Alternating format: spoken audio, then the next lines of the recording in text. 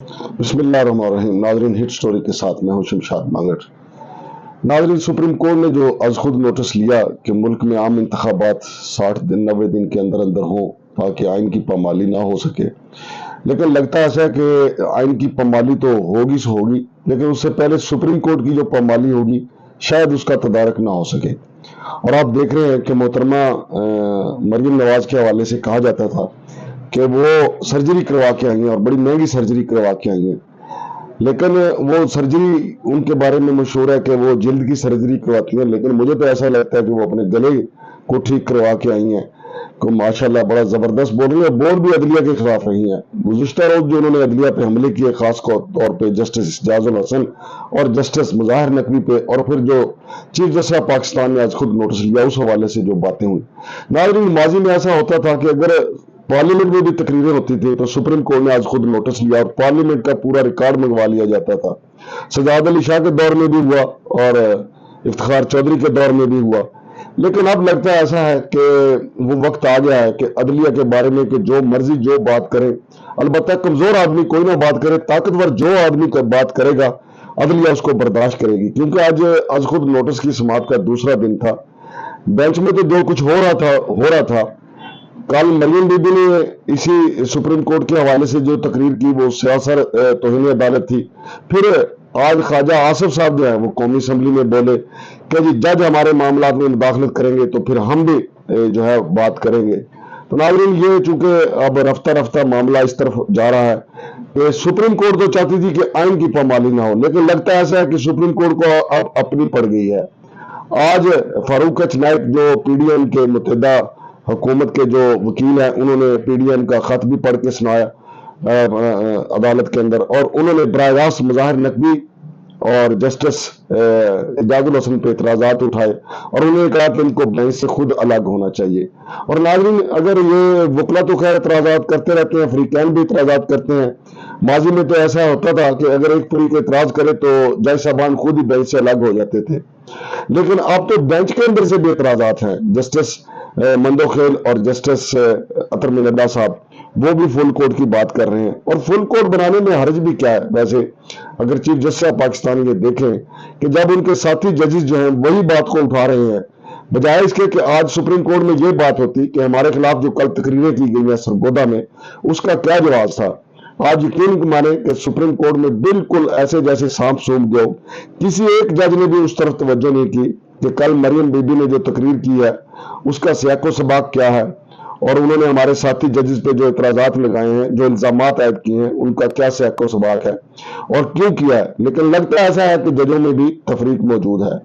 और फारूक एच नाइक जो कि बुनियादी तौर पे तो पीपल्स पार्टी से उनका तल्लक है, चेयरमैन सेनेट भी रह चुके हैं, लेकिन वो पीडीएम के वकील के तौर पे पेश हो रहे हैं, और उनका पहला एतराज तो यही है कि 9 रुकनी लार्जर बेंच नहीं होना चाहिए बल्कि फुल कोर्ट बेंच होना चाहिए, ताकि इस अहम तरीन मामले पे फुल कोर्ट बेंच जो है वो अपनी राय दे सके। और इसमें चीफ जस्टिस जनाब अता मंदोखेल साहब और इसमें चीफ जस्टिस जनाब अता बंदयाल साहब को दिल बड़ा करना चाहिए। बाकी बाकी जो दो जज साहबान हैं, जिनमें काजी फायज ईसा और जस्टिस तारक मसूद साहब, उनको भी बेंच में शामिल कर लेने में कोई हर्ज नहीं होगा। अगर पहले से 9 रुकनी लार्जन बेंच में 2 जज है वो इसी बेंच के खिलाफ बात कर रहे हैं तो 2 और हो जाएंगे तो क्या हो जाएगा। और रही बात यह कि इलेक्शन कब होने हैं, वो मेरा ख्याल है कि 9 रुकनी लार्जर बेंच हो या फुल कोर्ट बेंच हो, सबको मिल बैठ के ये तय करना होगा कि आया इलेक्शन जो है वो 90 दिन के अंदर होंगे या कौमी असम्बली के इंतखाबात को साथ मिला के कोई एक इज्तिमाई जो है वो सोच पैदा की जा सकती है। तो वो 9 जज हो या 11 जज हो, कोई फर्क नहीं पड़ता। यकीनी तौर पे अब 2 दिन है, चूंकि अगली समाज जो है वो पीर को होगी, और चीफ जस्टिस की तरफ से ये खुशी का इजहार भी किया गया कि तमाम फरीकैन को के जो वकला हैं उनको अदालत में देखकर बड़ी खुशी हुई है। तो मेरा ख्याल है कि जब पीर को दोबारा अदालत बैठेगी تو عوام کو بھی, لوگوں کو بھی, سیاسی جماعتوں کو بھی یہ جان کر خوشی ہوگی کہ چیف جسٹس نے بھی دل بڑا کیا ہے اور تمام ججز کو اس بینچ میں بٹھا لیا ہے, کیونکہ یہ قومی نوعیت کا معاملہ ہے کہ الیکشن کب ہونے ہیں, اور اس میں مختلف جگہ پہ بدنیتی موجود ہے, کیونکہ ایک دو فریق ہے جو حکومت میں موجود ہیں, وہ کم از کم 2 سال کی ایکسٹینشن چاہتے ہیں کہ الیکشن نہ ہو, اور یہ بھی آئین سے انحراف ہوگا. پھر بنیادی معاملہ جو ہے جہاں سے اٹھا ہے, جس پہ چیف جسٹس آف پاکستان نے آج خود نوٹس لیا ہے, تو ان کا یہ کہنا ہے کہ جب صدر نے الیکشن کی تاریخ کا اعلان کیا تو اس پہ انہوں نے آج خود نوٹس لیا. تو چونکہ 2 جسٹس مظاہر نقوی صاحب اور جسٹس اعجاز الحسن صاحب جو ہیں وہ سی پی او لاہور غلام محمد ڈوگر کی تقرری کے حوالے سے اس کیس پہ سوال اٹھا چکے تھے, چیف الیکشن کمیشن سے کو طلب کر چکے تھے, تو لہٰذا 2 جج صاحبان جو ہیں اطہر من اللہ صاحب اور جسٹس مندوق خیل صاحب جو ہے وہ بار بار اس طرف توجہ دلا رہے ہیں کہ ان 2 جج صاحبان نے یہ کیوں اٹھایا. پھر آج سپریم کورٹ میں یہ بات بھی ہوئی, فاروق ایچ نائک کی طرف سے اور دیگر جو فریقین کے وکیل ہیں ان کی طرف سے یہ کہا گیا کہ جب جسٹس مندوق خیل کا جو نوٹ آیا ہے اس کے بعد تو کوئی جواب نہیں رہ جاتا, کیونکہ وہ ایک سیریس نوٹ ہے, تو پھر فل کوٹ بنایا جانا چاہیے. تو ناظرین میرا ایک خیال ہے ذاتی طور پہ کہ اگلے 2 دن میں چیف جسٹس آف پاکستان جو ہیں وہ یقینی طور پہ اس بات پہ غور و خوض کریں گے کہ کیوں نہ ایک فل کوٹ بنا دیا جائے.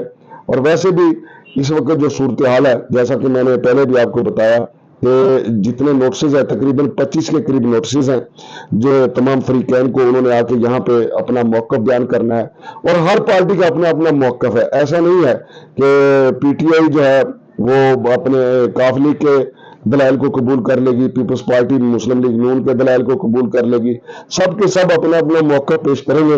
اور چیف الیکشن کمیشنر کا موقف سب سے اہم ہوگا کہ وہ کیوں الیکشن کو ڈیلے کرنے پہ تلے ہوئے ہیں. پھر پی ٹی آئی کا موقف آئے گا, اور پھر یہی نہیں کہ سپریم کورٹ نے نہ صرف فیصلہ کرنا ہے بلکہ ایک اتحاد کی اور اعتماد کی صورتحال بھی پیدا کرنی ہے, تاکہ تمام پارٹیاں ایک ایسے فارمولے پہ یکجا ہو جائیں کہ انتخابات ایسی تاریخ کو کروائے جائیں.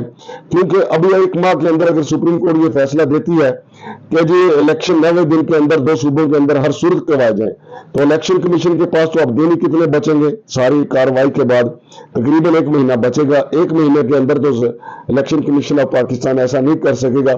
بالکل اس سے پہلے جو اسلام آباد میں ایسا ہی ہوا کہ 1 دن پہلے جو بلدیاتی الیکشن تھے, 1 دن پہلے اسلام آباد ہائی کورٹ نے حکم دے دیا کہ کل ہر صورت الیکشن کروائے جائیں, اور اس کے بعد دیکھیں کہ عدالتوں کو فیصلے ایسے کرنا ہوتے ہیں جن پہ عمل بھی ہو سکے. تو اسلام آباد ہائی کورٹ نے فیصلہ دیا کہ ہر صورت جو ہے وہ اگلے دن الیکشن کروائے جائیں. دوسری طرف الیکشن کمیشن نے ہاتھ کھڑے کر دیے کہ جناب صرف 12 گھنٹے کے وقفے کے بعد ہم الیکشن کروا ہی نہیں سکتے, اور پھر وہ اب پتہ ہی نہیں ہے کہ الیکشن کب ہوں گے کیا نہیں ہوں گے. چاہیے تو یہ تھا کہ اسلام آباد ہائی کورٹ بھی اس پہ مشاورت کرتی اور پھر وقت کا تعین کیا جاتا. اب چونکہ یہ معاملہ ملک کی سب سے بڑی عدالت میں ہے اور ملک کے سب سے بڑے انتخابات جو صوبوں اور وفاق میں ہونے ہیں اس حوالے سے ہے, لہذا تمام فریقین کو راضی کرنا اب سپریم کورٹ کی ذمہ داری ہے. لیکن ناظرین یہ افسوسناک امر ہے کہ سپریم کورٹ میں سماعت الگ ہو رہی ہوگی, جلسوں میں سماعت اب الگ ہوگی. ابھی تو مریم بی بی نے اپنی توپوں کا رخ جو ہے وہ جو سرجری کے بعد جو ہے وہ کافی اچھے حملے کر رہی ہیں, اپنی توپوں کا رخ سپریم کورٹ کی طرف کیا ہوا ہے.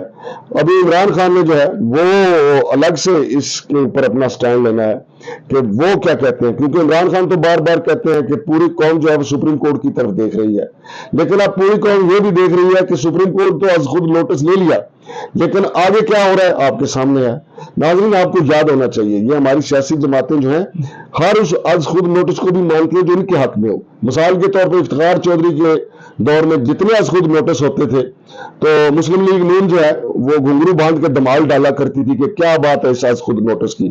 حالانکہ اس وقت بھی وکلا افتخار چودھری کی عدالت میں کھڑے ہو کے کہتے تھے کہ جناب آپ کا اختیار نہیں ہے, ایسا نہ کریں, لیکن چونکہ اس کی پشت کے اوپر مسلم لیگ نون کھڑی ہوتی تھی اور مسلم لیگ نون کی مرضی کے از خود نوٹس ہوتے تھے, بے شمار ایسے کیسز تھے.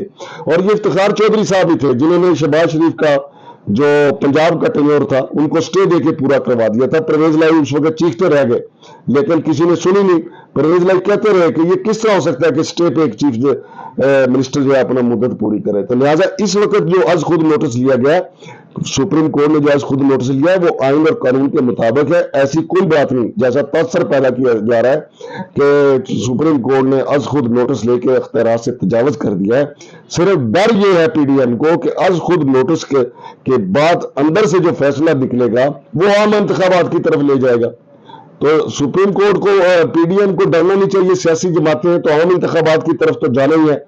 लिहाजा गुजारिश है चीफ जस्टिस साहब से भी, चूंकि वो बहुत मुश्किल में है, उनको अपनी इज्जत का भी ख्याल है, आइन की इज्जत का भी ख्याल है, और दूसरी तरफ आपको पता है सियासतदानों को तो कोई परवाह नहीं होती, उनका काम तो रगड़ा लगा देना होता है और वो हर उसका एहतराम करते हैं जो उनके हक में फैसला दे।